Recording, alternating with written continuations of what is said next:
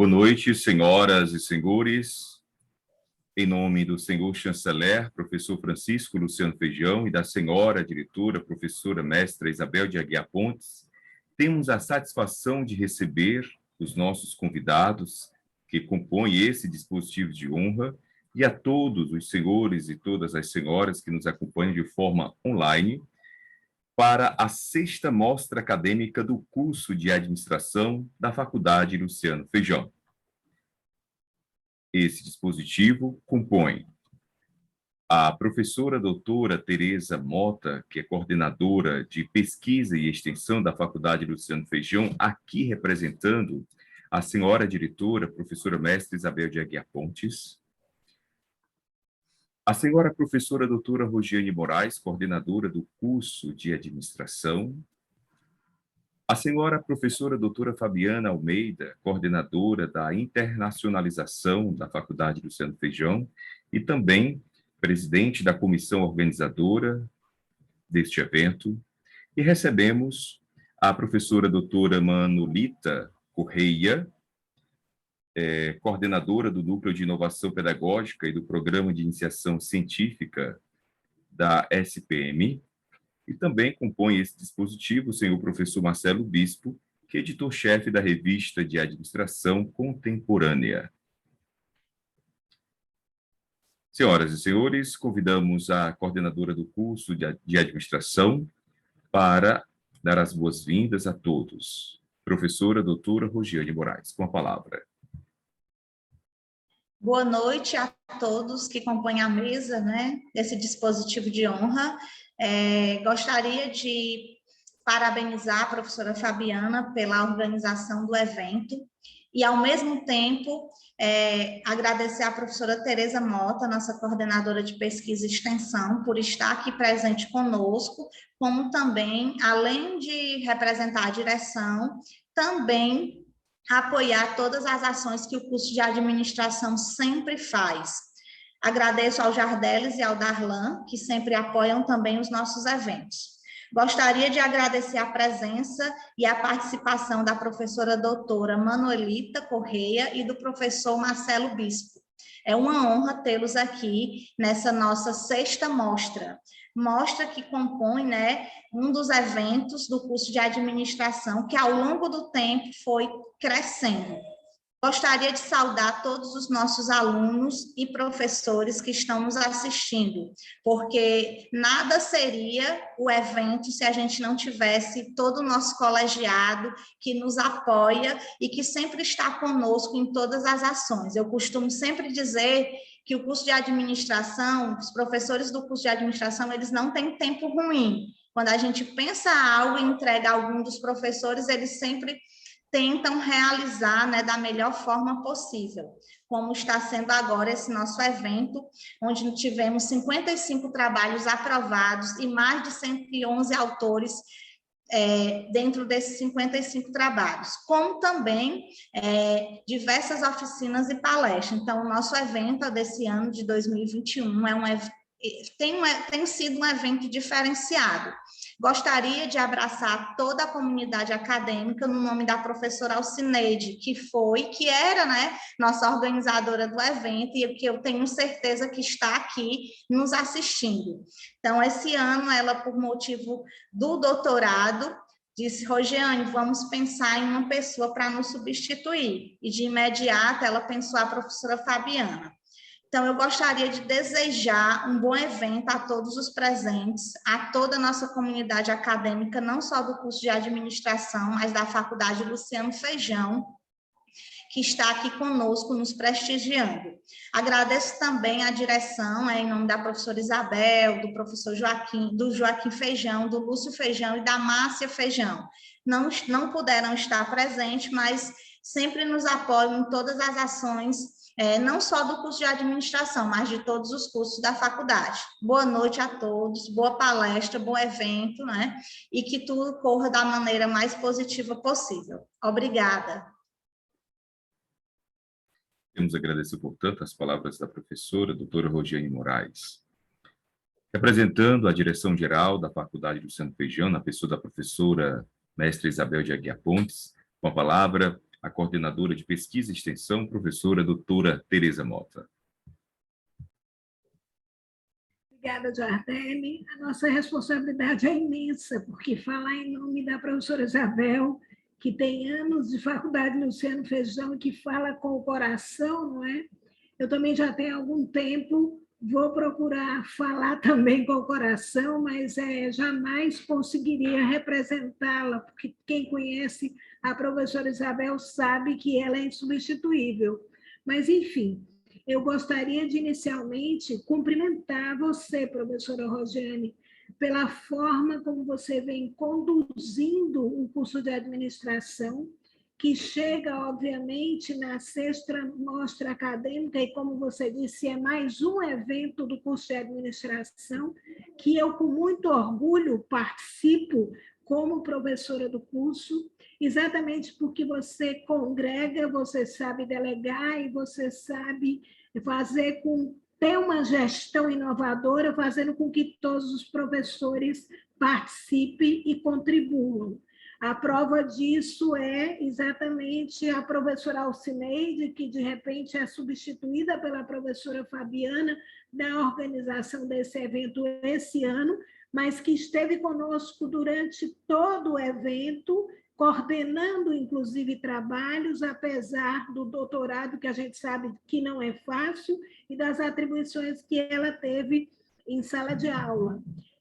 Cumprimentando você, eu quero cumprimentar a professora Fabiana pela organização do evento, pela mobilização que fez, e pelas oficinas, enfim, por todo o trabalho que ela teve, que todos nós conhecemos. E aí eu quero me dirigir à professora Manelita e ao professor Marcelo, que a professora Manelita mesmo disse, a voz de locutor não é só voz de locutor, ele tem uma alma e um espírito muito comprometido com a faculdade.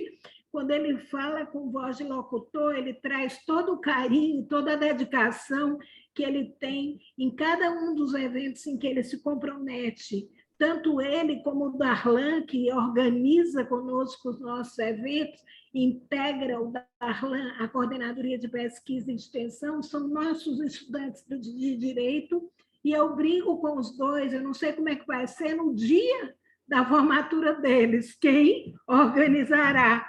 E aí, professora Manelita e professor Marcelo, os últimos são sempre os primeiros. Eu agora, que já falei da nossa equipe, que a gente tem um carinho muito grande, eu quero me dirigir a vocês. Professora Manelita, de há muito a gente tem nós somos discípulos do ISPM, tá certo? Há muito que eu aprendo e bebo nas águas de vocês. O PROIC nosso, a gente tem um carinho muito grande. Eu tenho aprendido muito pouco com o PROIC de vocês e espero poder aprender um pouquinho hoje. Com o ISPM eu tenho aprendido em várias outras áreas, mas conheço pouco sobre o programa de iniciação científica e a gente tem feito na faculdade alguma coisa e eu espero que também essa lição eu possa tirar de você. Eu tenho um apartamento em São Paulo, porque volta e meia eu fujo para lá para beber um pouco mais de conhecimento. Eu tenho 2 vícios, trabalho e estudo. E volta e meia a gente dá uma fugidinha até lá. Agora, com a pandemia, isso foi facilitado, porque o virtual aumentou bastante, não é? A nossa possibilidade de intercâmbio. Professor Marcelo, você está pertinho da gente, na Paraíba, é nordestino como nós, pelo menos eu já o sou de coração, e que bom que traz para a gente a possibilidade de mais uma publicação através da Revista de Administração Contemporânea. Dito isso, eu só queria agradecer a honra de estar podendo participar dessa abertura. A professora Rosiane sempre nos distingue, mas dessa vez eu fui distinguida duplamente, porque representar não é a direção geral, é a professora Isabel, que fala com tanto carinho dessa faculdade, que ela tem uma responsabilidade enorme.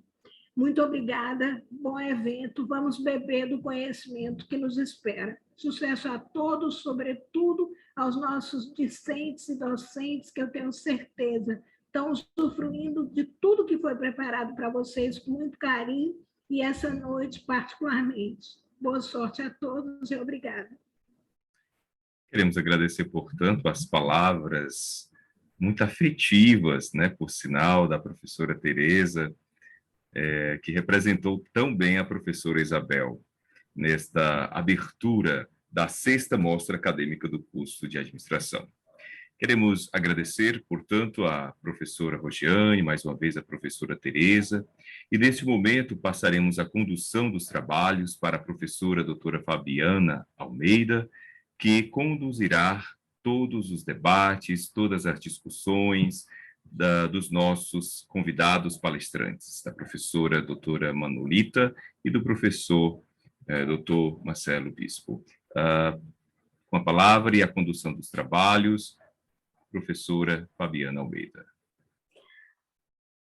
Inicialmente, uma ótima noite para todos nós. Estou muito feliz de estar com vocês nessa noite.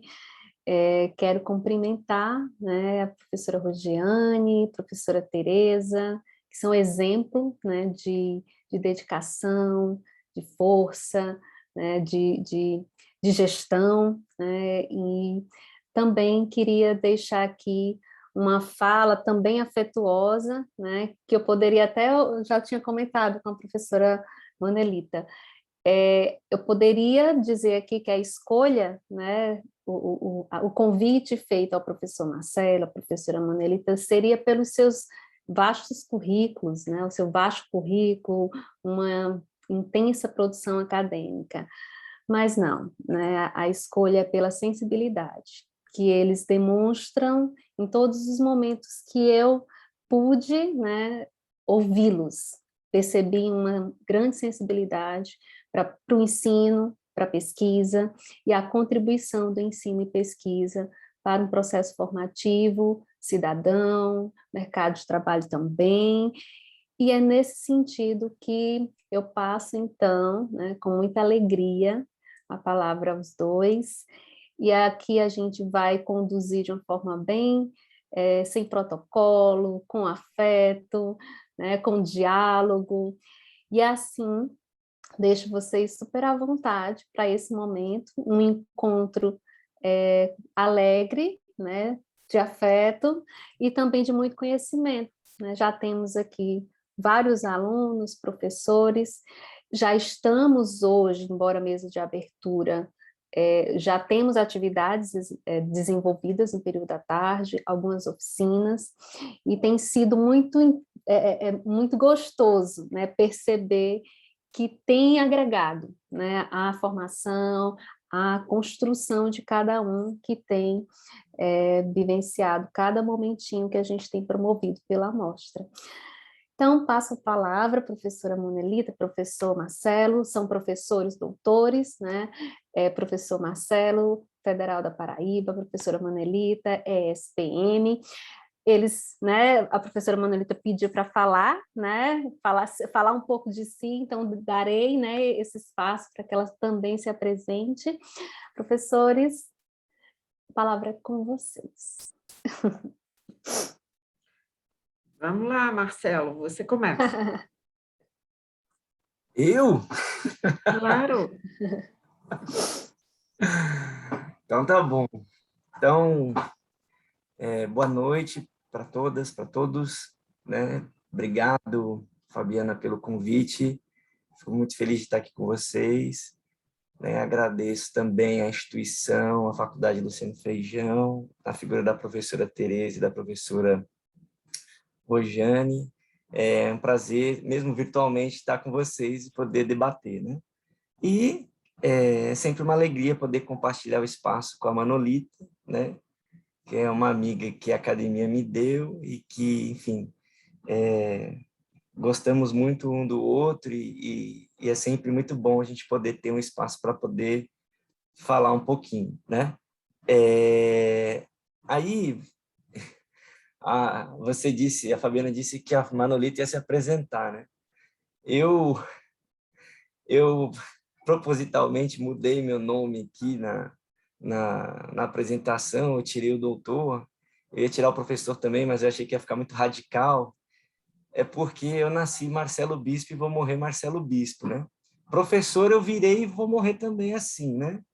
Agora, essa coisa do doutorado, ela é boa, ela tem uma série de coisas, mas, assim, eu acho que o reconhecimento tem que ser pelo que a gente faz e não pelo papel que a gente carrega conosco, sabe? Então, é isso. Eu nasci em São Paulo e moro aqui na Paraíba tem 10 anos, sou um apaixonado pelo Nordeste, pela cultura nordestina.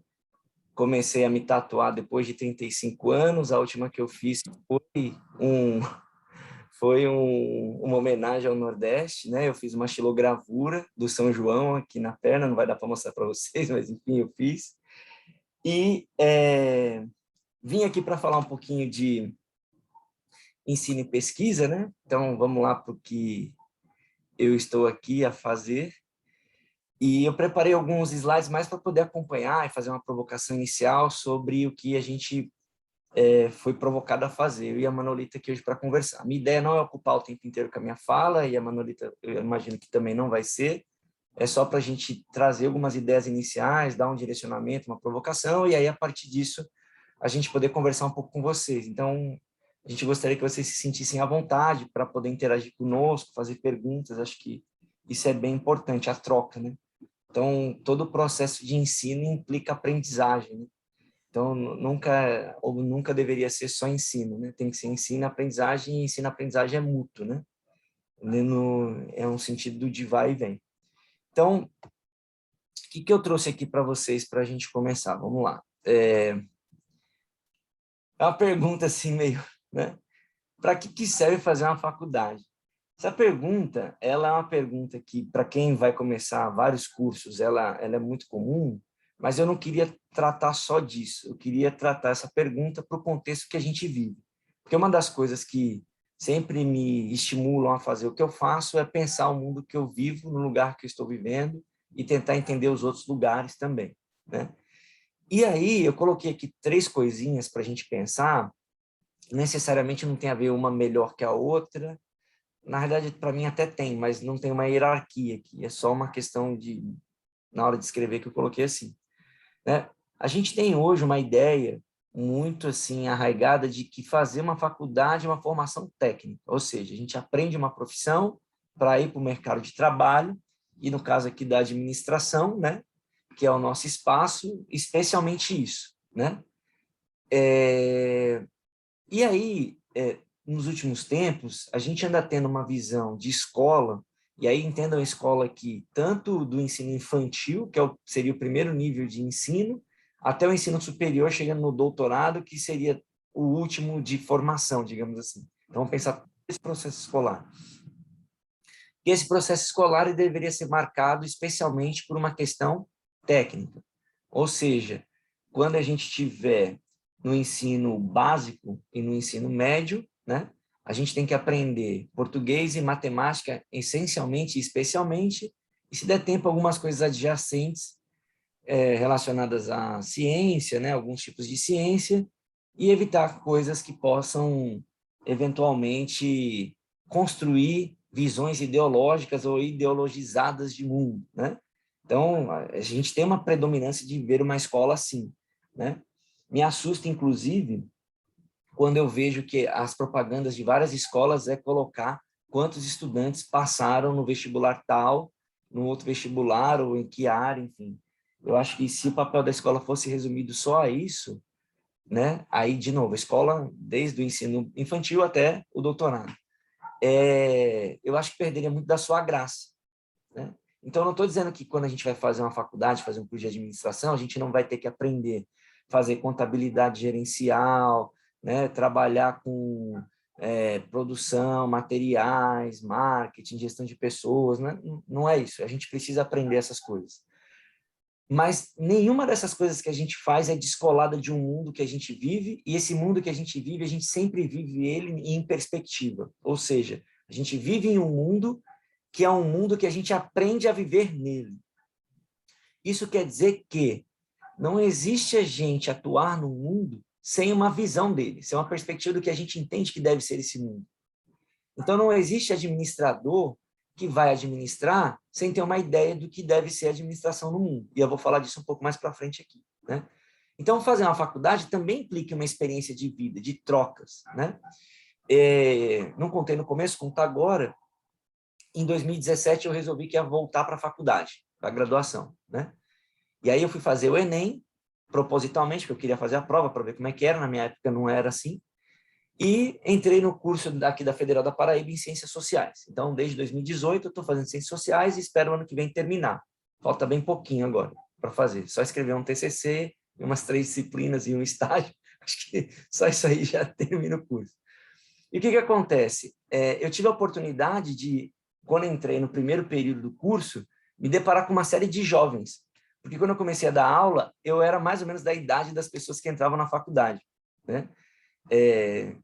Eu comecei em 2001, nós estamos em 2021, 20 anos, né? E no ensino superior eu comecei em 2004, então já tem mais de 15. E agora não, é interessante, né? As pessoas que estão no primeiro período, elas têm 18, 17, 19, e a minha idade já é mais que o dobro da delas.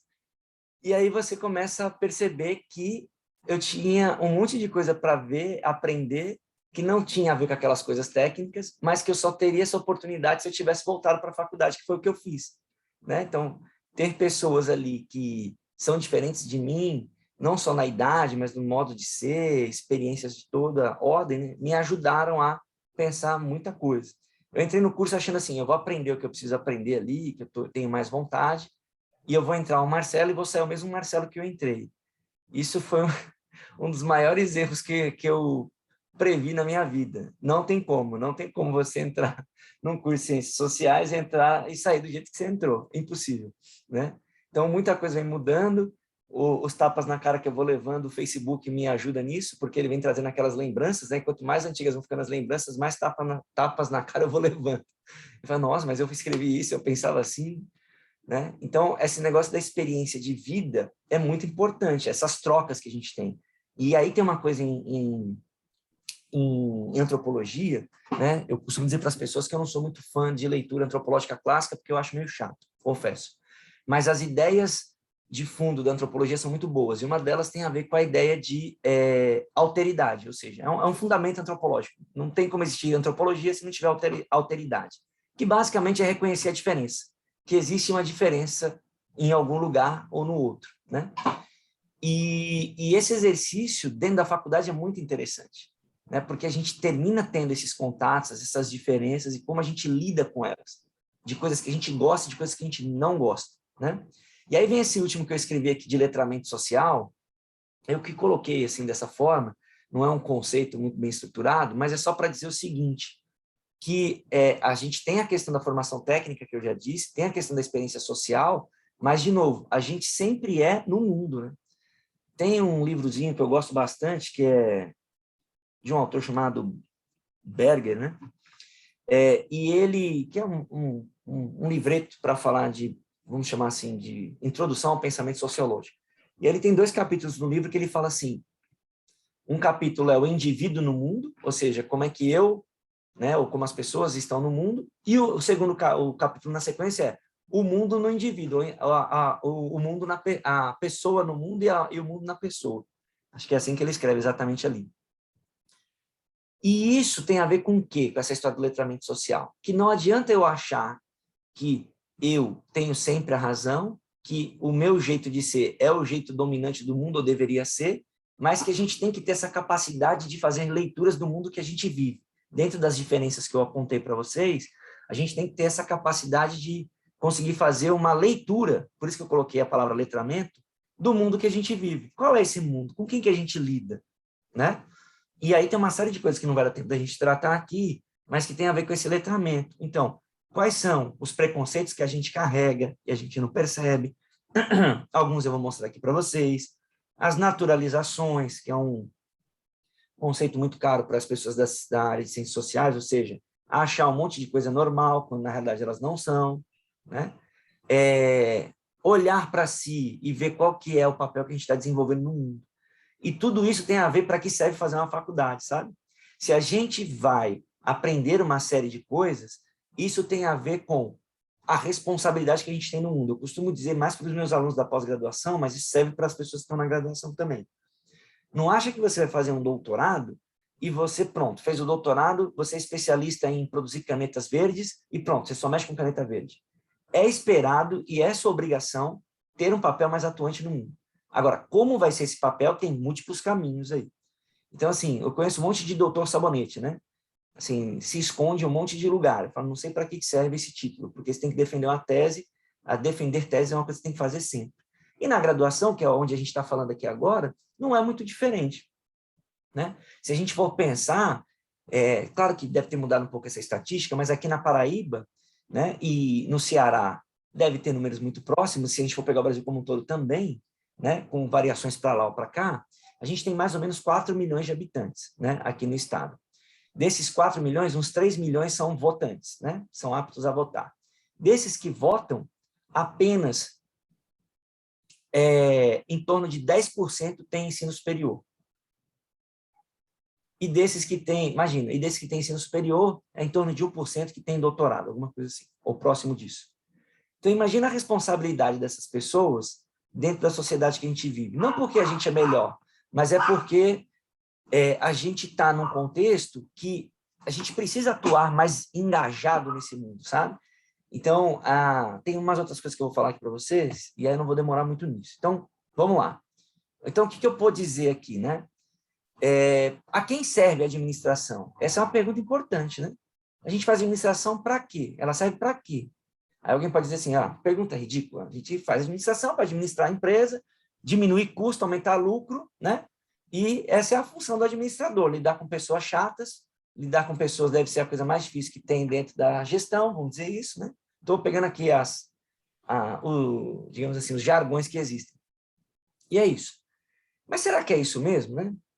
Porque a gente tem inclusive, não é de hoje, né? Dos últimos tempos, a gente vem massacrando essa palavra que está colocada aí no primeiro quadrante à esquerda, que é ideologia.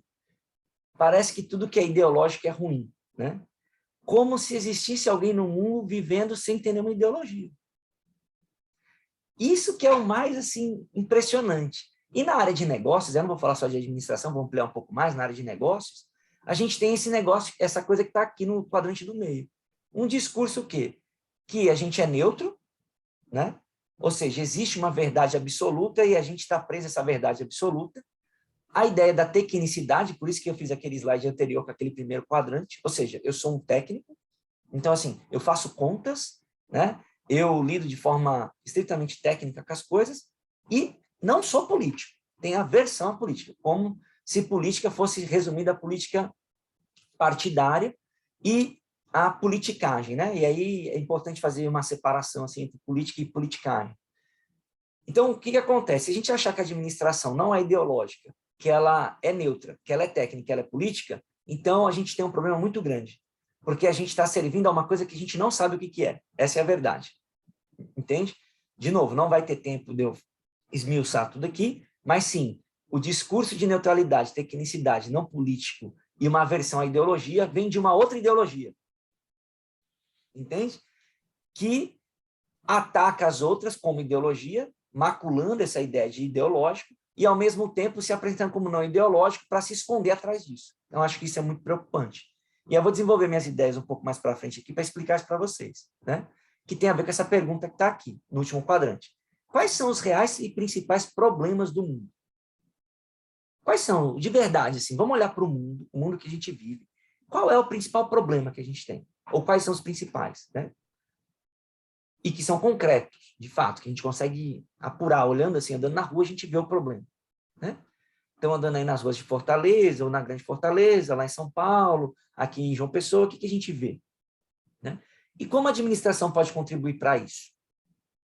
Então, acho que isso é uma coisa importante para a gente refletir. E aí tem algumas coisas que eu peguei assim aleatórias na semana passada, algumas coisas que eu fui encontrando em portais de notícias, sabe? Só para mostrar assim, né?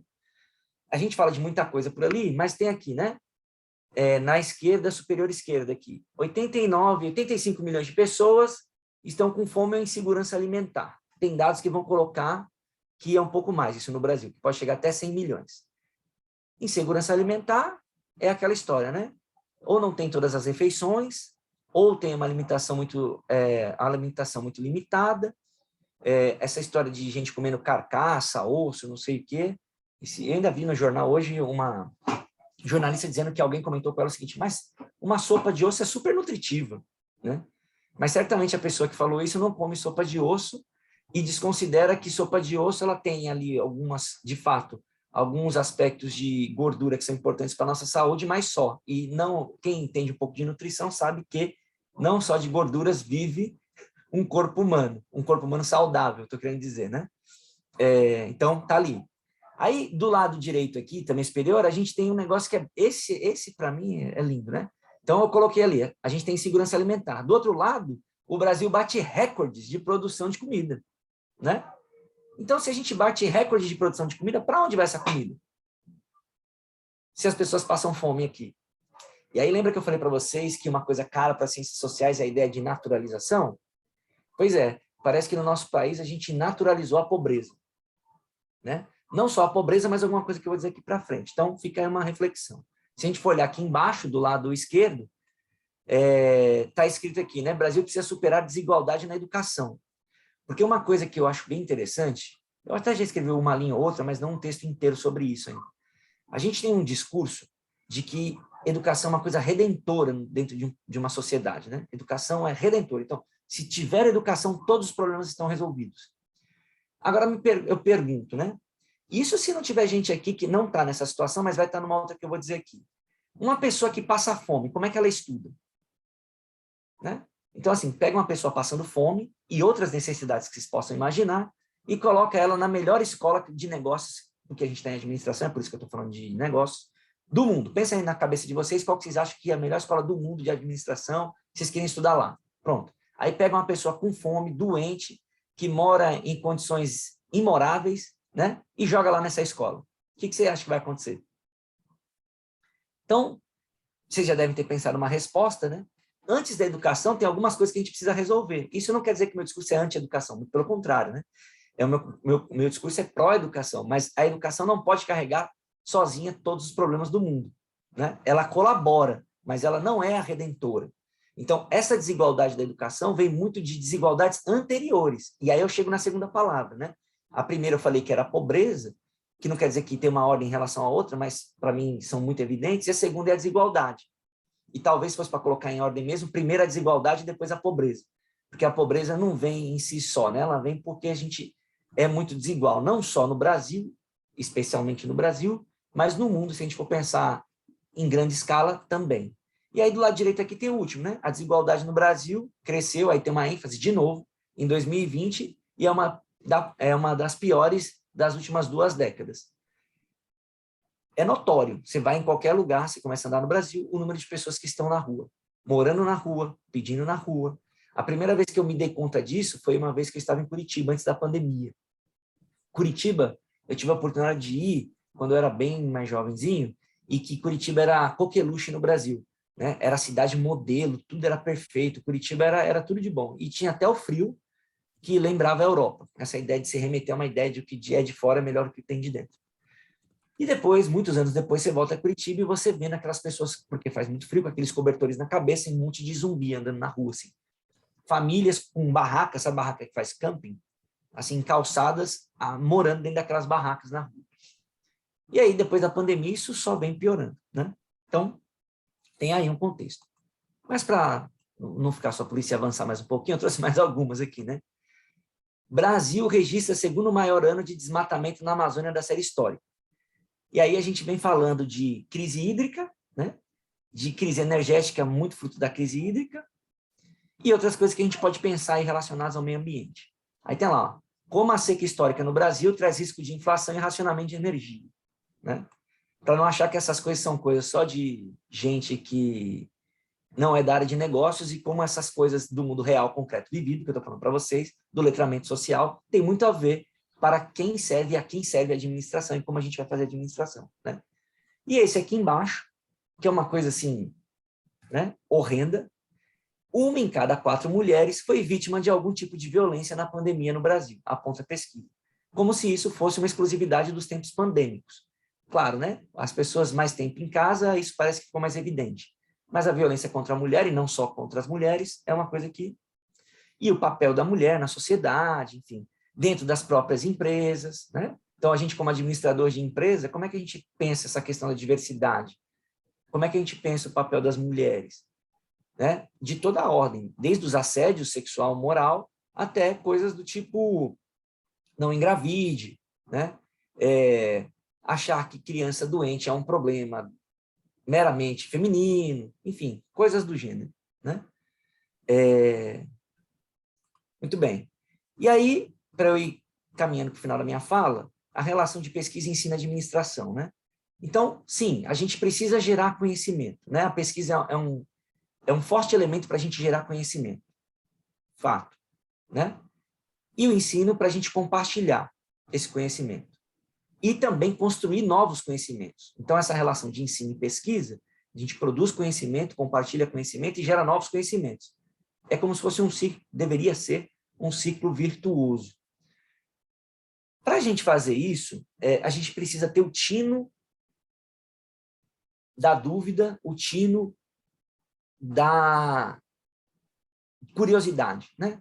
Da dúvida e da curiosidade.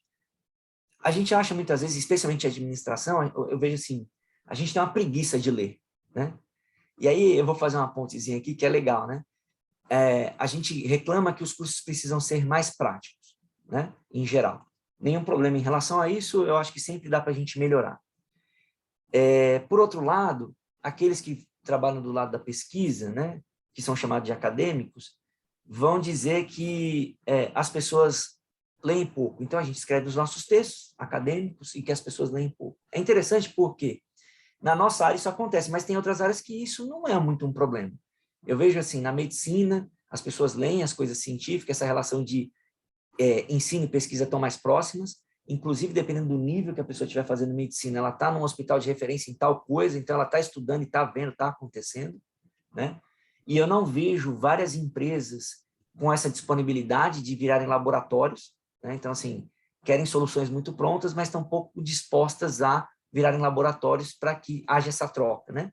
Então, a empresa ser um lugar que a pessoa possa aprender, que ela possa pesquisar e, ao mesmo tempo, ela possa tirar alguns frutos, né, dessa experiência que estão tendo ali. Aí eu peguei a medicina porque eu acho que a questão da residência médica, eu acho que é muito exemplar nesse sentido, né? Os residentes estão ali, eles estão trabalhando, eles estão aprendendo, eles estão pesquisando, estão junto de projetos, tem uma articulação nisso. Na administração, a gente costuma ser muito mais estanque. A gente lê pouca coisa, É interessante isso, né? A gente aprende alguns dogmas em administração e quer enlatar o mundo, que é um termo que eu ando usando ultimamente. Ou seja, quer colocar as nossas ideias no mundo e não olhar para o mundo para ver como as nossas ideias podem dialogar com esse mundo. Então, isso é uma coisa preocupante. E, fora isso, a gente também tem uma ideia de que esse mundo que eu mostrei para vocês, social, né, que as pessoas costumam chamar de social, ele parece não ser um tema de administração, né? Ele parece não ser um tema de administração, mas, ao mesmo tempo, reclamam que eles chamam de mão de obra, né? A mão de obra é pouco qualificada, por isso que eu não contrato. Umas desculpas, assim, né? Enfim, tem uma série de coisas que eu não vou me estender mais nisso. Mas eram essas as provocações que eu queria fazer, assim, inicialmente para vocês, para a gente poder tentar pensar uma administração, já que o tema geral do evento tem a ver com uma gestão do futuro, né? Como é que a gente pode pensar um futuro em que ainda hajam pessoas que tenham algum tipo de dignidade, que hajam pessoas que possam respeitar a diferença, né? Pessoas que possam ver o produto do seu trabalho, que de fato agregue para as pessoas de uma maneira que elas possam se perceber no mundo e com o mundo, coisas desse tipo, assim, sabe? Então, era isso que eu tinha para trazer inicialmente. Obrigado, professora Fabiana. Obrigado, professora Manolita, por me ouvir nesse momento e os demais, e devolvo a palavra. Então, sensibilidade, né? É o exercício do sensível, desse ser estar no mundo. Então, assim, só reflexões. Muitíssimo obrigada, professor Marcelo. Me fez lembrar de algumas questões. Temos a presença aqui, inclusive, de orientando a sua, Celina, estou vendo ela aqui, assistindo. Bem, né, o que eu posso aqui trazer de condução professora Manolita, tenho certeza que vai ser um momento de complementação dessa fala, né, sensível, e de ator social, né? O que é que a gente pode fazer, né, diante das provocações que o professor Marcelo nos trouxe. Fez lembrar lá de 1968, né, greve universitária, muito em função desse movimento o que é que a gente está fazendo enquanto universitários e que mundo nós queremos, o que é que a gente pode fazer por esse mundo. Então, foram as reflexões que me vieram, né, e aqui eu trago para somar, junto à condução desse segundo momento de fala. Professora Manelita, a palavra é sua.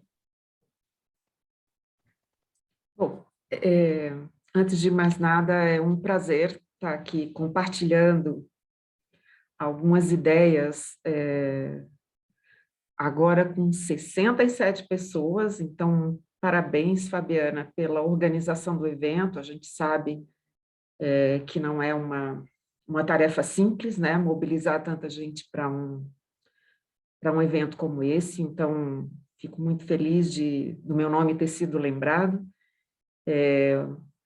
Um abraço muito especial ao Marcelo, uma pessoa que eu tenho profundo carinho e admiração.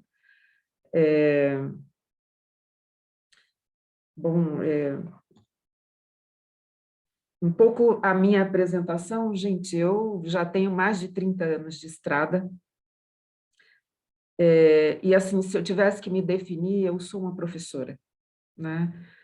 O tudo mais que eu faço, eu acho que são as necessidades da docência que vão me levando para isso, ou seja, se eu estudo, ou se eu pesquiso, ou se eu publico, ou se a gente faz algum programa de extensão, tudo isso é para que a docência ganhe mais sentido.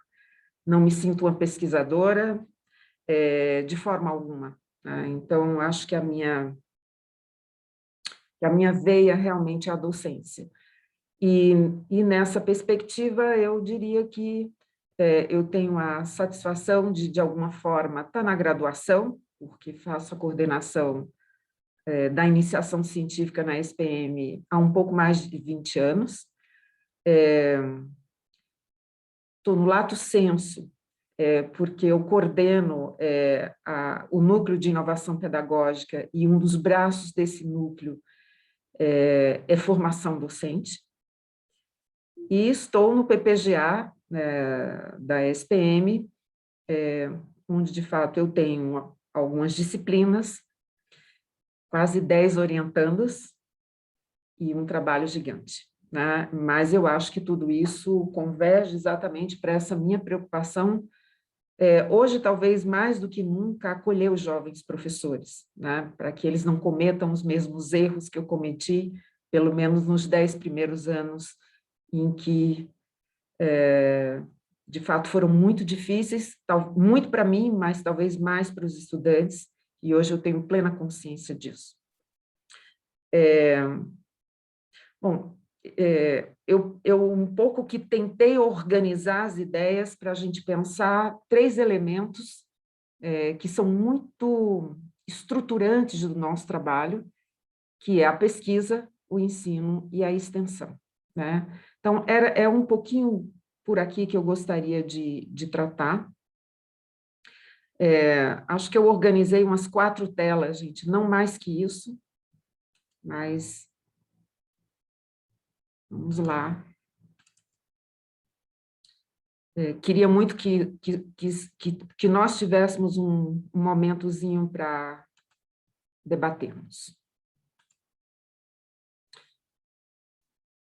Então, Marcelo, eu de fato tenho uma certa aversão a esses protocolos, mas a credencial professor eu não abro mão, né? O mais é bobagem, mas o professor me orgulha muitíssimo, e eu acho que, de um tempo para cá, eu faço jus a esse título.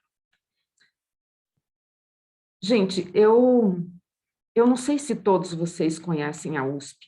Eu sou muito tímida para falar da SPM, porque eu acho que é uma fala enviesada, né? Eu estou nessa escola há mais de 20 anos, e ela me acolheu muito bem. E esse ano, tanto quanto o CNPq, a SPM faz 70 anos.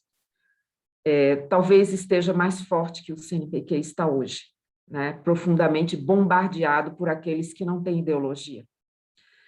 Mas vamos lá, né? A USP, eu acho que é a casa de todos nós, é uma instituição pública, é onde eu fiz o doutorado em educação e só tenho boas lembranças dos professores que convivi, dos colegas que tive e das perspectivas abertas pelo campus, que é maravilhoso em termos do convite a experiências.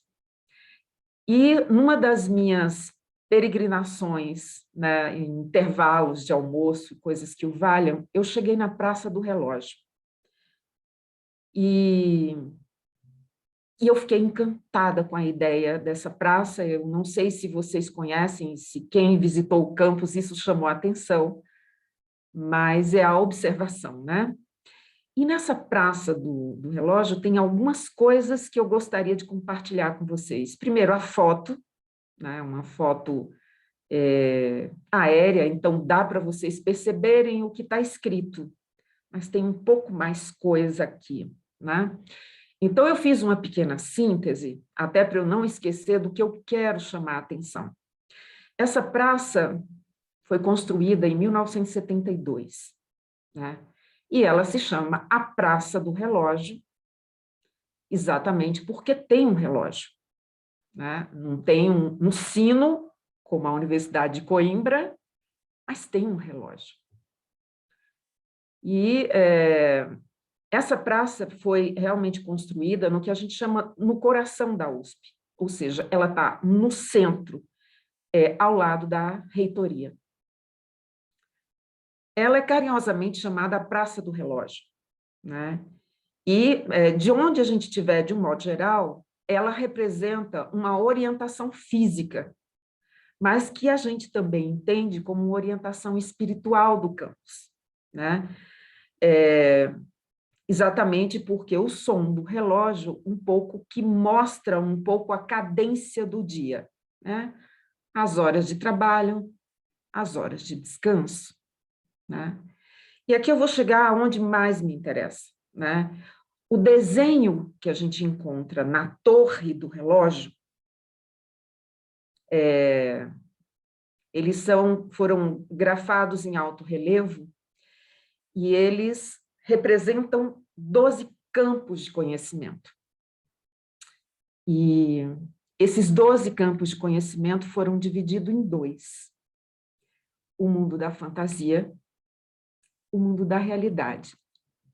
Eu acho o conceito de fantasia maravilhoso, e não é por acaso que eu venho da área de ciências sociais.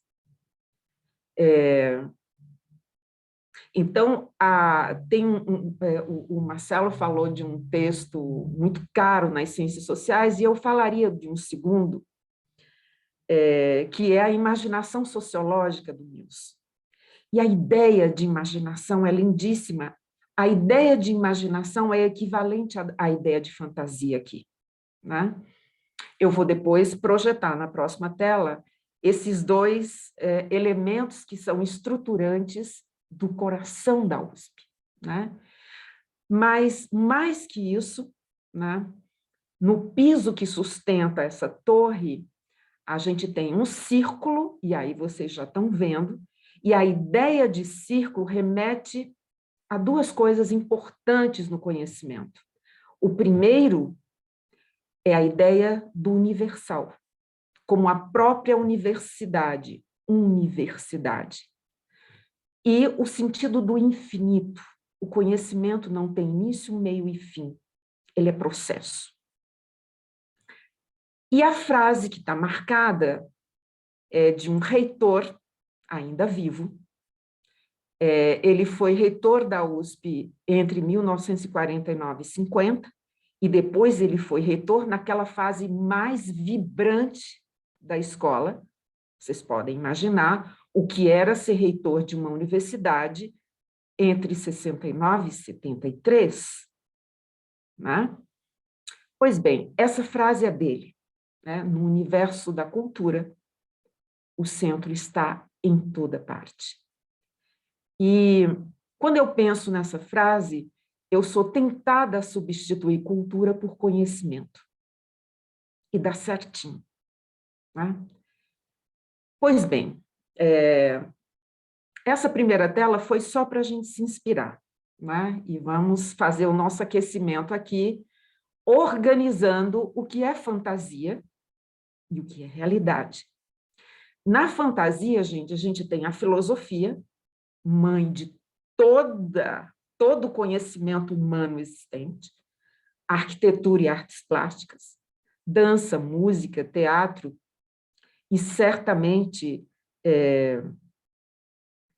todo esse universo audiovisual, as ciências econômicas, as ciências sociais e a poesia, né? Que certamente vem aqui com a literatura. Naquilo que é realidade, não à toa que foi representada aqui na cor preta, vem matemática, ciências geológicas, física, ciências biológicas, química e astronomia. Né? Eu acho belíssimo a ideia de que numa universidade todos esses campos de conhecimento estão próximos, estão meio ali na esquina. Se você entrar num restaurante universitário, certamente, se tiver disposto a sentar em diferentes lugares a cada dia, você vai conhecer estudantes e professores desses diferentes campos de conhecimento e tantos outros. E é maravilhoso. A vida no campus é uma vida vibrante. São diferentes perspectivas possíveis, como a realidade, ou como a construção da realidade. Né? Na construção da realidade, a gente olhar na perspectiva monodisciplinar é muito simples, é muito pobre, é muito limitada, mas, claro, se a gente constrói uma realidade a partir de diferentes perspectivas, essa realidade é muito mais densa, é muito mais significativa, é muito mais profunda, é muito mais humana. Né? E aí eu comecei a pensar que é impossível a gente falar de pesquisa, ensino e extensão sem pensar o conhecimento, e aqui eu estou apresentando a forma que me inspirou de traduzir o conhecimento, e agora de pensar o que afinal é a universidade. Que troço é esse, gente? Uma instituição que tem mais de 1000 anos, que já foi deliberadamente desativada em vários países, que já foi reconstruída, mas que está aqui. Né? E que todos nós estamos interessados nessa instituição, e não é sem razão de ser. E eu estou dizendo nós, pessoal, as pessoas que estão aqui conversando com a gente, porque parece que Brasília está muito determinada a enfraquecer essa instituição. Pois bem, que coisa maravilhosa é você viver numa instituição milenar que é o lugar do conhecimento. Hoje eu poderia dizer que é um dos lugares do conhecimento, porque o conhecimento está em toda parte. E aqui, se é o lugar do conhecimento, a gente tem a arte, a ciência e as humanidades. Mas também é o lugar da formação e da autoformação. E é por isso que a gente tem esse caldo de gente interessado nas mais diferentes formas de ver o mundo e significar o mundo e atuar no mundo. Estudantes, professores, pesquisadores, técnicos educacionais e gestores. Como é bom quando há convergência de valores. Mas é o lugar da inclusão social. Esse é um desafio da universidade, principalmente da universidade brasileira, né? Onde haja uma democratização do acesso, mas que também haja condições de permanência. E é por isso que a universidade pública é e será absolutamente importante num país tão desigual como o nosso. mas também é o lugar do desenvolvimento sustentável, que o desenvolvimento sustentável é o nosso presente e é a perspectiva de futuro. E aqui a gente tem a pesquisa e o desenvolvimento, a gente tem as instituições e as organizações, a gente tem cidades e países, nós temos o planeta gritando por socorro. E também é o lugar de uma diplomacia universitária, ou seja,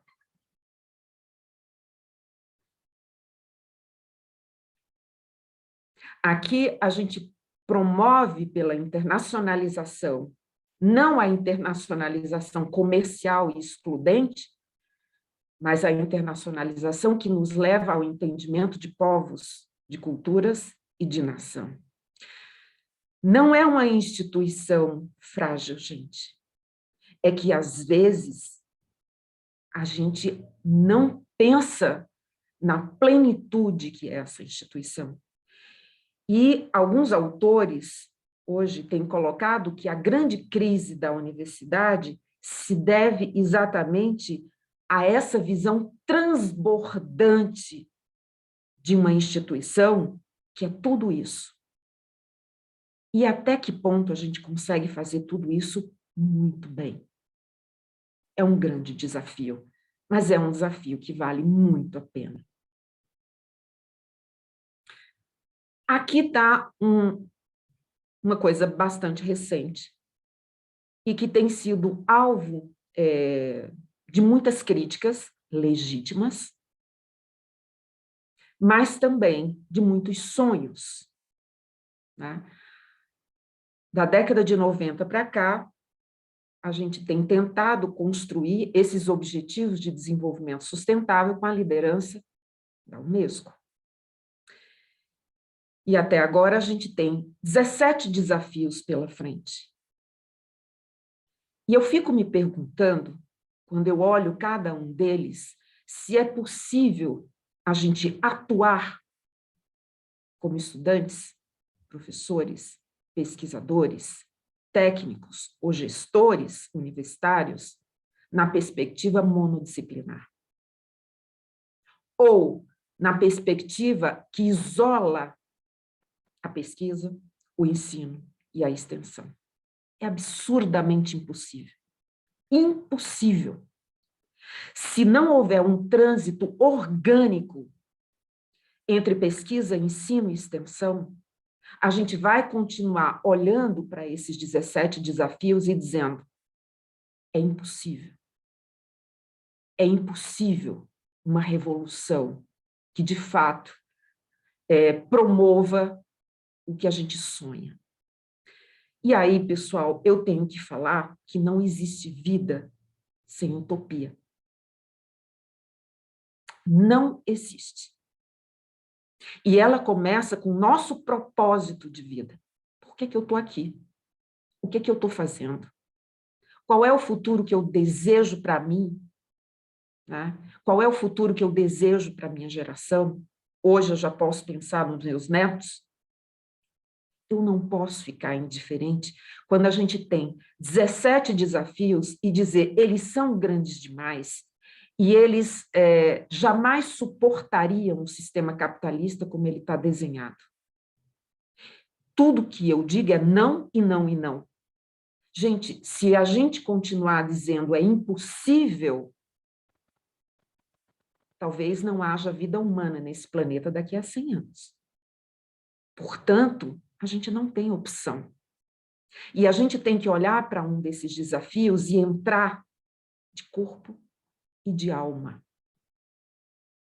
Mas ser indiferente a esses desafios é criminoso com as gerações que virão. Porque simplesmente a gente não está oferecendo nenhuma possibilidade de vida.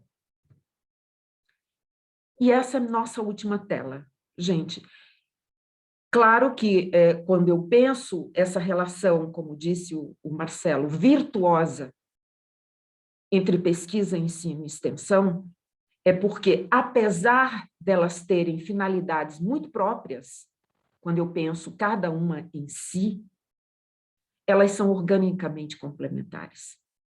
Porque eu preciso da pesquisa para promover o ensino.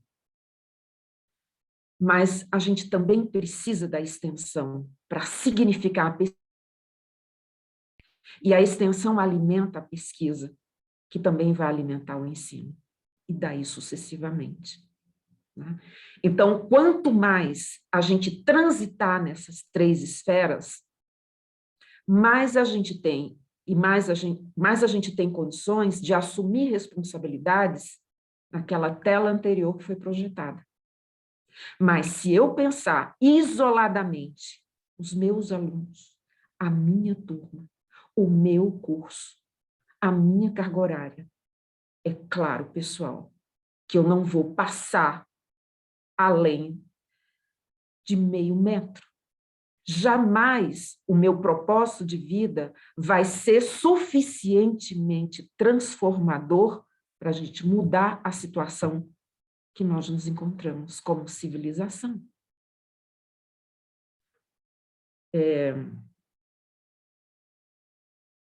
A relação virtuosa entre pesquisa, ensino e extensão imprime relevância à universidade.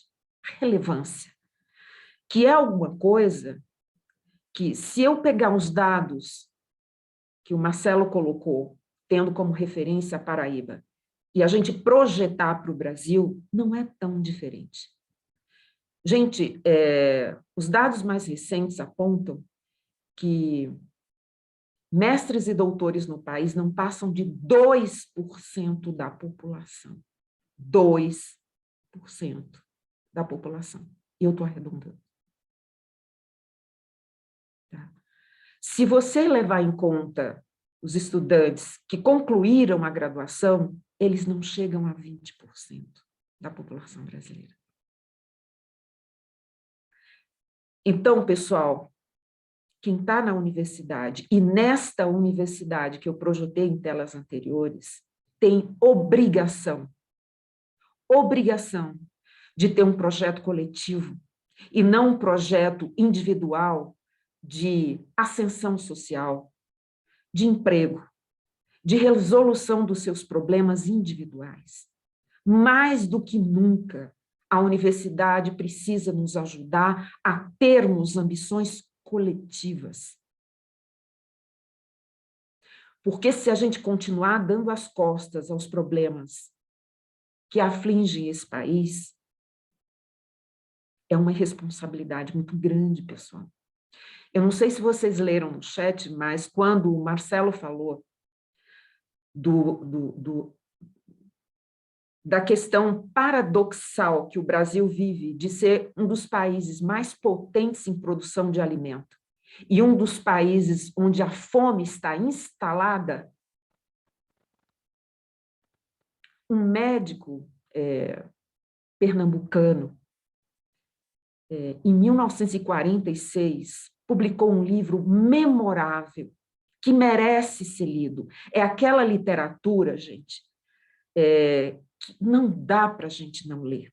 Aliás, eu acho que tem uma dúzia de livros que todo administrador deveria ler para compreender o Brasil, com S, que se chama Geografia da Fome. Se, em 1946, Josué de Castro já desenvolveu a Geografia da Fome, que é mais lido por geógrafos do que por qualquer outra área de conhecimento no Brasil, e que a gente hoje continua falando da fome, é porque, de algum modo, a universidade brasileira não está comprometida com a solução dos problemas brasileiros. E essa universidade é desnecessária, sim. E é por isso que a maioria dos brasileiros hoje ouvem de alguns críticas à universidade e só reforçam essas críticas pelo distanciamento da universidade e da cidade, da universidade e da sociedade. Então, diante disso, o que eu posso propor é que entre fantasia e realidade, e agora vocês estão entendendo o que é fantasia e o que é realidade, o futuro da universidade requer utopias, sim. E para resgatar a Boaventura, eu diria até de micro-utopias, porque muitas vezes não dá para a gente chegar na utopia, mas vamos, pelo menos, transformar o que é possível dentro do nosso pequeno mundo. Né? E aqui eu faço questão de ler, eu tinha até receio de, no momento da fala me passar,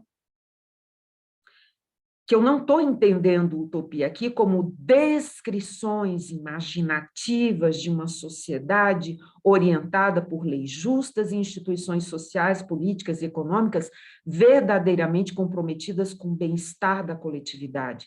Descrições imaginativas. O que eu estou propondo aqui é programas, projetos e ações claramente implicados com condições que favoreçam as transformações necessárias. Não é só o discurso, né? Não é só a narrativa, mas é a ação. E a ação está na extensão. Bom, se a universidade brasileira, que é dessa que a gente está falando particularmente, não é melhor nem pior que as demais instituições sociais, seria impossível a gente ter uma universidade impecável, perfeita, justa, né? Quando a gente tem as demais instituições sociais cambaleando, então o momento requer que as universidades se transformem e colaborem com o processo de transformação da sociedade. Eu acho que essa é uma responsabilidade que estudantes, professores, pesquisadores, técnicos e gestores precisam assumir, enquanto é tempo, enquanto há tempo. E era isso que eu queria colocar para vocês, pessoal. Eu espero que, de fato, essas ideias mexam com vocês e gostaria aqui de colocar, por último, né, como alguém que vem das ciências sociais, em algum momento eu me apaixonei pelos movimentos estudantis, que são riquíssimos em significado. E eu posso dizer para vocês, até hoje, nenhum movimento de transformação da universidade foi feito à revelia dos estudantes. Em todos eles, os estudantes tiveram um papel, uma responsabilidade preponderante. Por quê?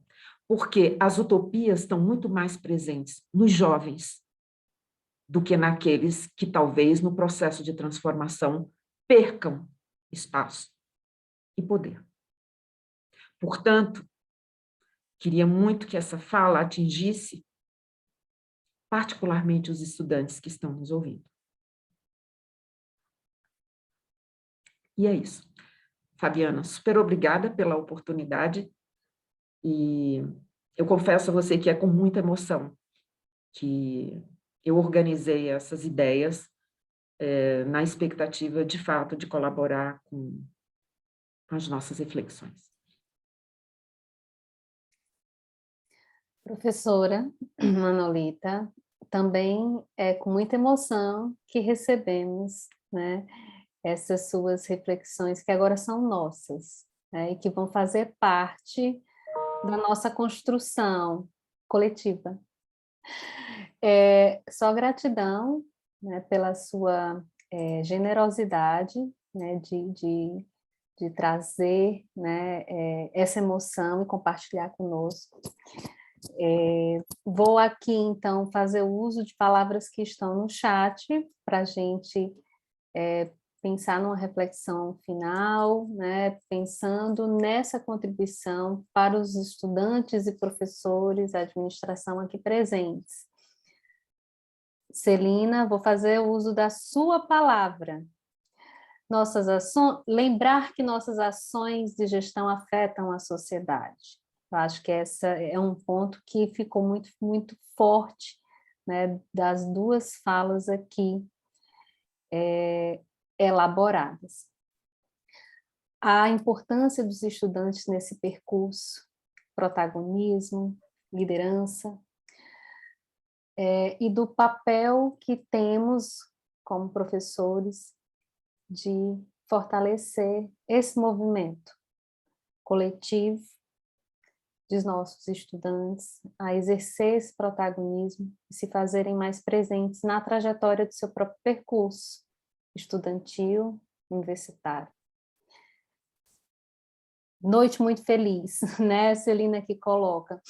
Pensando que o nosso tema do nosso evento é cenários para a gestão do futuro, e vocês trouxeram reflexões que nos exigem esse olhar comprometido com o futuro, eu acho que a gente pode fechar com uma fala, uma reflexão sobre o nosso próprio tema, né?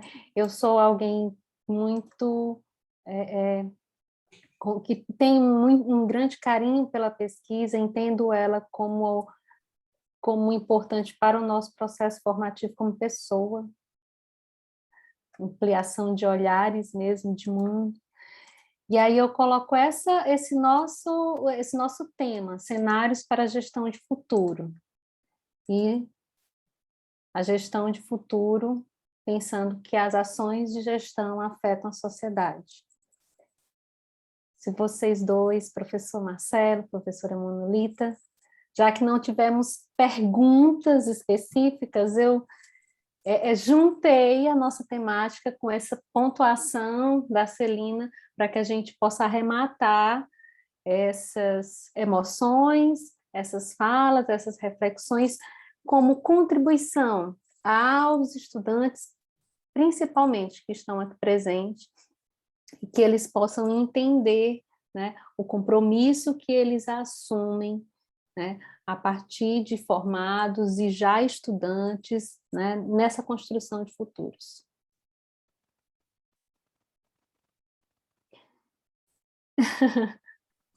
Professor Marcelo.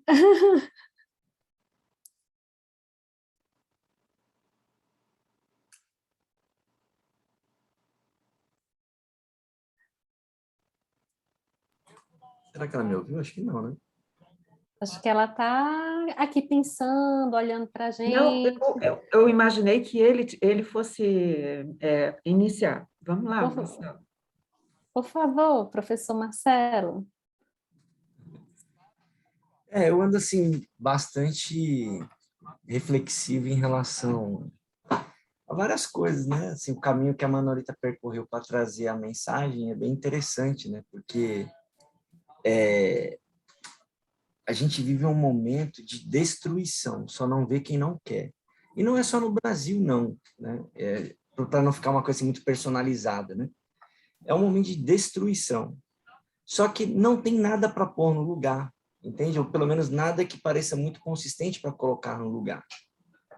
Então, assim, com todos os problemas que a universidade possa ter, como a Manolita trouxe, que várias outras instituições possam ter. Então, por exemplo, quando eu vejo as pessoas dizendo tem que fechar o STF, isso é muito comum.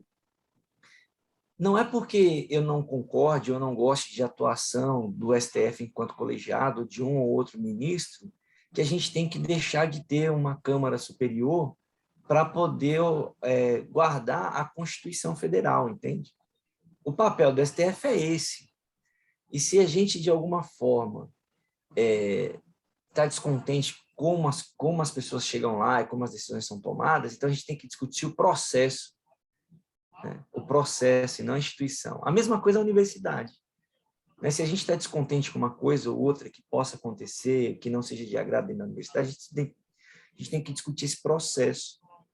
E aí, eu acho que dialoga muito a minha fala quando eu falo da questão da formação técnica, né, que eu trouxe, quando a Manolita fala da utopia da universidade, um pouco isso, assim, né, de achar que a gente consegue ter um espaço de educação que ele não seja imaginativo, que ele não seja um espaço de esperança, né, um espaço de desejos, porque eu lembro, assim, quando eu entrei na primeira vez na faculdade, era um negócio assim, né, eram vários sonhos, várias coisas na minha cabeça, passando por ali, né? A preocupação, que agora é pior do que era na minha época, de como é que eu vou arrumar um trabalho? Será que eu vou aprender o suficiente para trabalhar naquilo que eu me formei? Né? Essa coisa toda, e eu percebo cada vez mais essa coisa sumindo. E aí, não vou fazer aqui, mas tem uma discussão teórica entre os limites do pragmatismo e do utilitarismo, ou seja, o quanto eu sou pragmático para entrar numa faculdade, numa universidade, para aprender uma profissão, porque eu preciso disso para arrumar um emprego ou ganhar mais, alguma coisa assim, né? Com a ideia de que eu só faço isso porque me obrigam, sabe? Como se fosse uma obrigação. Então, não dá para ser uma obrigação. A Celina escreveu aqui, ela sabe que eu falo isso. Não dá para você fazer o espaço da escola um espaço necessariamente obrigatório. É muito chato. Entendeu? É muito chato. Então, pensar essa gestão do futuro, não dá para a gente achar que é sentar na cadeira e obedecer o chefe. É isso que muitas pessoas querem, né? Porque, de novo, assim, e isso eu acho que é muito cruel e cretino. A palavra é essa mesmo, cretino. Se escondem, né? Os promotores da desigualdade estão escondidos. Eu não trouxe aqui, mas tem, se vocês procurarem no Google, vocês vão achar. Na pandemia, quem era rico ficou mais rico. Como é que é isso? Na pandemia, quem era rico ficou mais rico. Rico, eu não estou falando quem tem 1 milhão de reais, 2 milhões de reais, que para muitos de nós aqui pode ser uma puta fortuna, né? Eu estou falando de quem tem 200, 1 bilhão. Esses ficaram mais ricos. Como? Né? Mas são os mesmos que financiam pessoas, que financiam projetos, que fazem influência em meios de comunicação para dizer assim, está tudo ruim, por isso nós temos que fazer uma reforma trabalhista, por exemplo, em que você, para conseguir emprego porque você é jovem, aí, né, tem tudo a ver com o que a gente está dizendo aqui, você tem que abrir mão da carteira assinada, das suas férias, fundo de garantia, 13º, porque senão não tem emprego. Como? Se essas pessoas que estão lá ficaram mais ricas. É escondido, esse negócio do offshore que apareceu, não sejamos hipócritas, tá? Porque todo mundo fica dizendo que o problema do offshore é porque o ministro e o presidente do banco, eles não poderiam estar na frente do offshore e, ao mesmo tempo, serem ministro e presidente de banco central, no caso. Se a Manolita é minha parente, ou uma amiga muito próxima, eu passo para ela o controle do offshore, vou assumir o cargo, conto para ela o que vai acontecer e continuo ganhando dinheiro, porque o dinheiro continua sendo meu. Então, o debate não é quem é o dono e quem não é. O problema é quem tem offshore e trabalha no público, entendeu? Que essa questão do público é muito mal resolvida, né? É muito mal resolvido de entender o que é público. E aí eu ando estudando dessas opções que eu tive, tem uma disciplina que eu estou fazendo que chama Pensamento Liberal Brasileiro. Não, Pensamento Político Liberal, é isso. Pensamento Político Liberal. Vou estudar o liberalismo, eu estou estudando. E é muito interessante os exercícios, para não dizer assim, as mágicas que são feitas, a imaginação sociológica do Mills, viu, Manolita? Ali vai... Se bem que o Mills é bem depois, né? Do John Locke. Mas aí você pega o John Locke lá, que é um cara famoso para quem estuda ciência política, administração pública, aí ele vai escrever lá, eles chamam de tratados, né? Vários tratados. Aí tem o 5, que ele vai falar da propriedade. Aí como é que é o lance da propriedade? Assim, o homem tem que resguardar a si, o seu direito, né? E ele também tem direito a demarcar uma terra para ele, desde que ele produza naquela terra. Então, se ele demarcar aquela terra e produzir naquela... é dele, pronto, é isso, é dele. E isso é um direito, isso é um valor universal, é assim mesmo, é assim porque é assim que ele vai escrever, eu traduzindo porcamente para aqui, para o nosso debate. E depois outros pensadores que vão nessa linha vão dizer assim, né? Aí eu também, eu estou parafraseando, né? Eu estou marcelando a fala deles. E marcelar a fala deles sempre tem um ar assim de informalidade, com ironia e crítica ao mesmo tempo. Então, o cara diz assim, o egoísmo das pessoas, quanto mais egoísta você for, melhor é a sociedade. Porque quanto mais egoísta a pessoa ela trabalha mais e todo mundo trabalhando, todo mundo ganha. Então, a origem do pensamento liberal, agora eu já estou falando com todas as palavras, que é onde está sustentado, foi criada a ideia de administração, né? Que inclusive é o que sustenta, que aí é a administração de empresas, tá? Ainda que na nossa história brasileira de administração, não foi pela administração de empresas que a gente se criou, foi pela administração pública. Deixa eu fazer esse parênteses aqui também, depois dá para estudar a galera da administração pública tem essa história registrada, dá para acessar lá.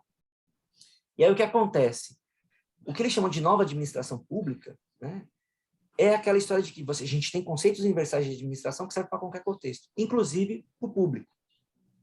Né? Inclusive para o público. Não nos esqueçamos que um pouco antes da pandemia, tinha projeto de lei pronto para poder votar o pagamento do uso do SUS. É só puxar, não precisa confiar em mim. Eu sempre digo assim, não precisa confiar em mim. Vai no Google, puxa lá. Assim, meses antes da pandemia, 8 meses, 1 ano antes da pandemia, tinha lá projeto de lei para que as pessoas pudessem pagar pelo SUS. Imagina se isso tivesse acontecido antes da pandemia. Né? Aqui na Paraíba tem um caso muito perto, muito perto. Eu vou até contar, assim, não vou contar todas as coisas, mas vou contar o caso, que eu acho que é importante. Existe uma empresa aqui de alimentação que... tipo um café chiquetoso, assim, né? E tem uma pessoa que eu acompanho, ela morava em abrigo. Ela é filha com outros 5 irmãos, de pais diferentes. Essa mãe pegou uma doença, câncer, morreu. Essas crianças foram encontradas debaixo de uma ponte, no interior de Pernambuco, e vai e vem, elas foram parar um abrigo aqui em João Pessoa, e por uma coisa dessas do destino, eu comecei a ir nos abrigos e encontrei essas crianças todas. E essa é a irmã mais velha, ela saiu do abrigo, hoje ela já tem em torno de 23 ou 24 anos, trabalhava nesse café chiquetoso. Por algum motivo que eu não consegui descobrir ainda, a dona não ia com a cara dela em algum momento, queria demiti-la, e não demitia. Eu vi assim, a angústia dela por meses, 6 meses, 8 meses pelo menos. Entrou a pandemia, flexibilizaram a lei para demissão, demitiram ela sem os direitos, porque a lei permitiu isso. Só foi ela demitida. E a mesma empresa contratou no período de pandemia depois.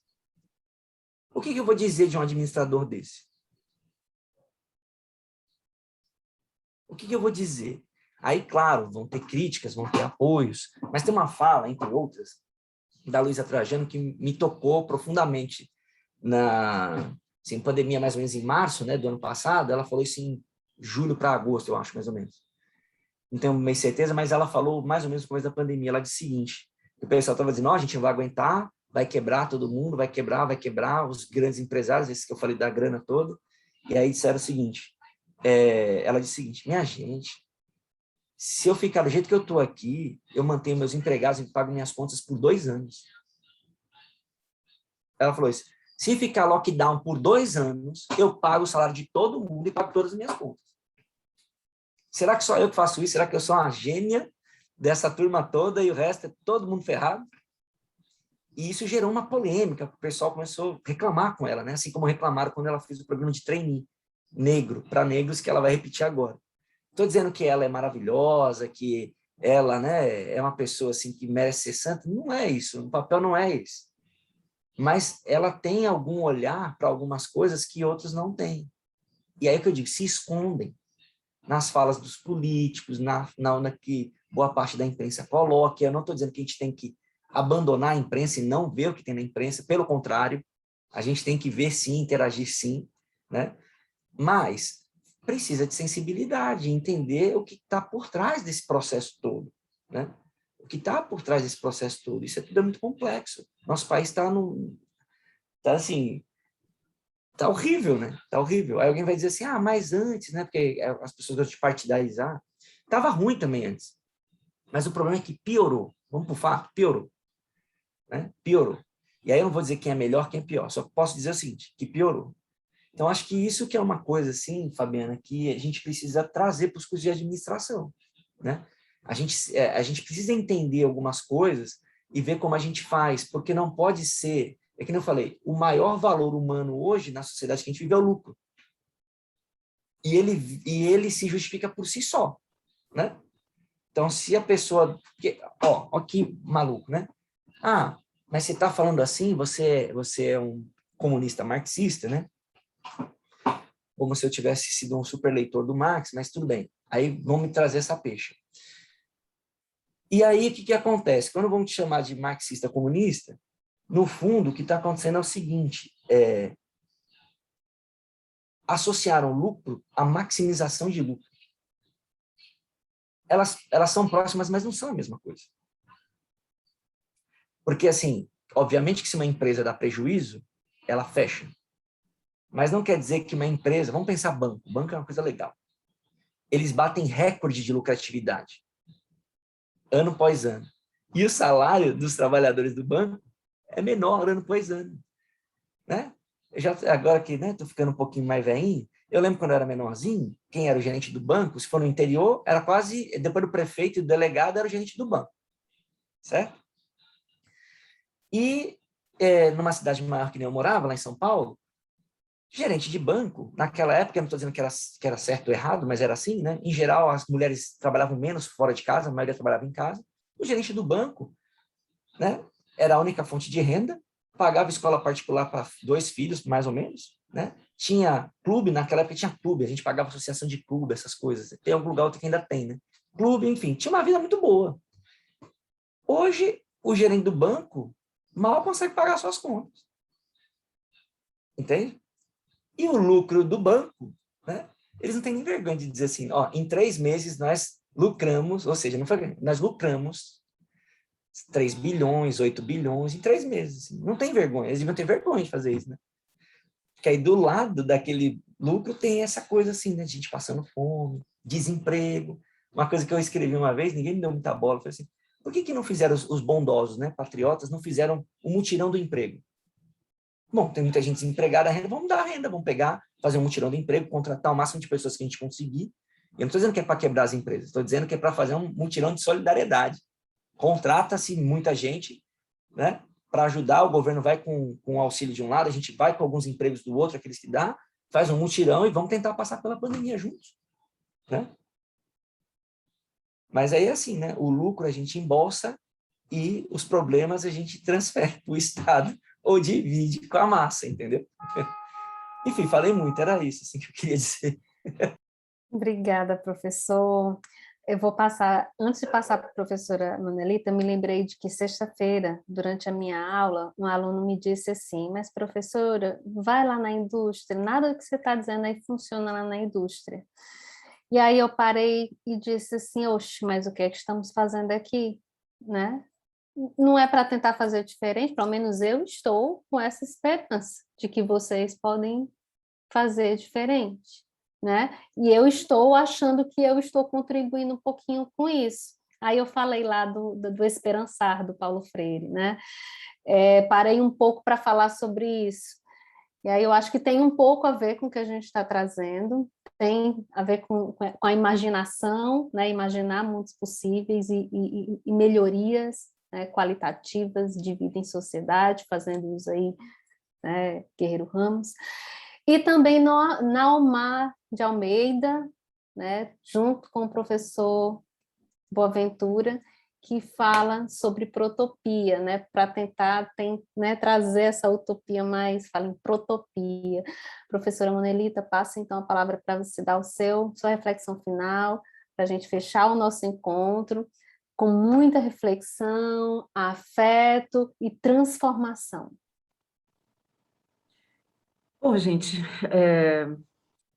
eu acho que no encerramento eu queria me dirigir particularmente aos autores. A professora Tereza mencionou que vocês receberam 55 trabalhos, e esses 55 trabalhos foram assinados por 111 autores. Poxa, gente, parabéns, né? Eu realmente fiquei muito, muito impressionada.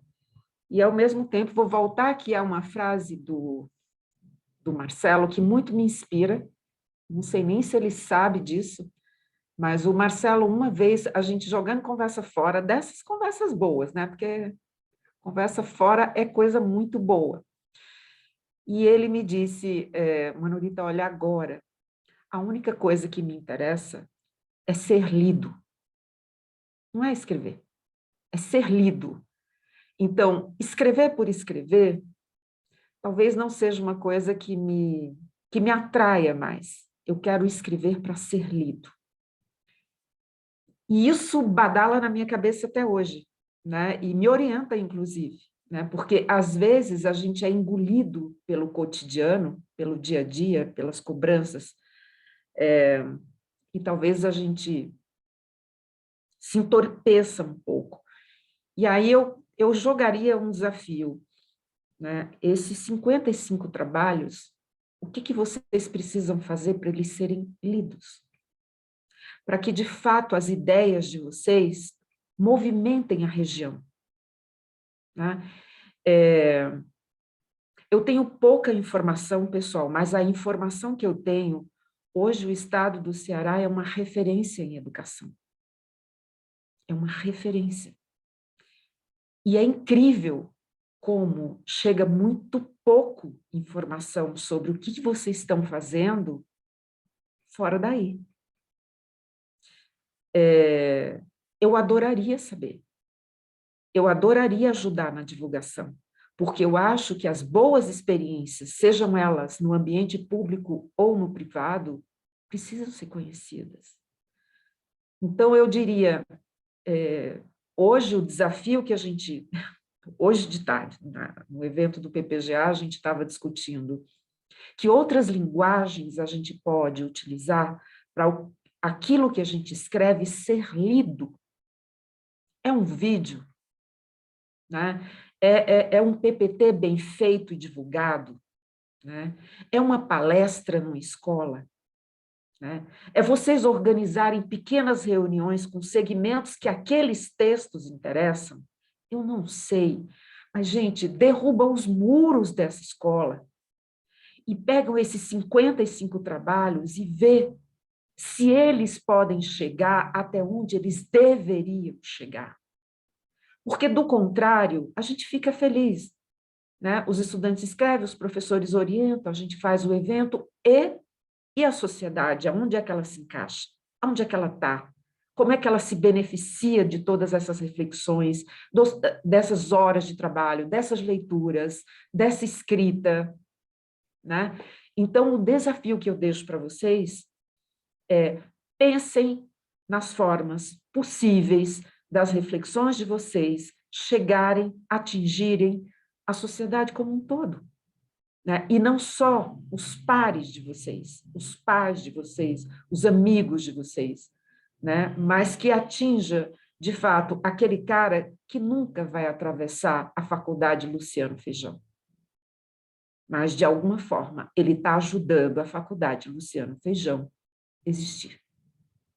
Né? Que nunca vai entrar na UFPB, mas que ele paga impostos que, de alguma forma, sustentam a UFPB. Então, eu acho que a academia precisa exercitar esse diálogo mais amplo, né? E que eu ainda continuo achando que a professora Tereza tem um papel fundamental nisso, que é fazer a ponte entre a pesquisa e a extensão, a partir, quem sabe, dessas reflexões desses 111 autores, né? É a mensagem que eu deixo. Gostaria de finalizar, mais uma vez, agradecendo ao convite, Fabiana. Parabéns pela iniciativa, parabéns a todo o corpo docente da escola, ao corpo discente da escola, ao corpo técnico da escola, e aos gestores, porque, afinal de contas, uma instituição de educação superior, para funcionar, precisa de tudo isso junto e misturado.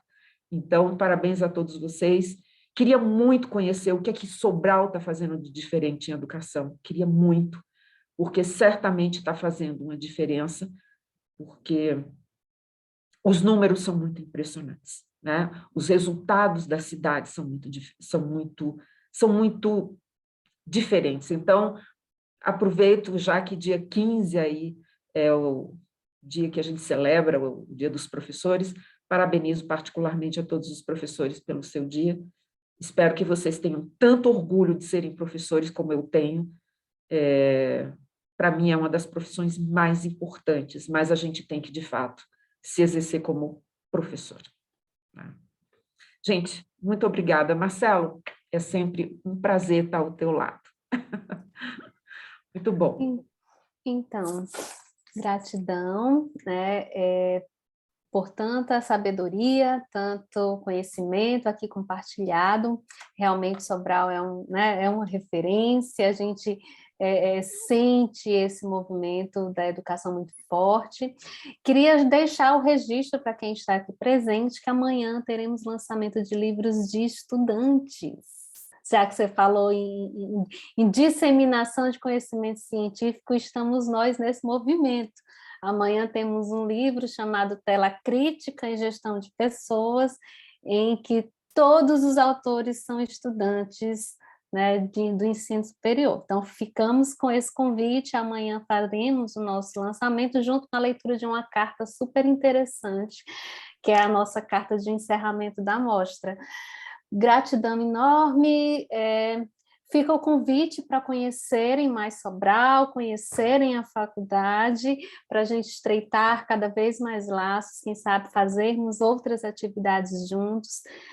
Então, encerro, né, a nossa mesa de abertura, dando boas-vindas a todos aqui presentes. Temos amanhã uma tarde cheia de atividades formativas, também de reflexão, com oficinas super interessantes, e à noite teremos o nosso encerramento. Muitíssimo obrigada, professor Marcelo e professora Manolita. Então, Darlan, encerramos o nosso encontro.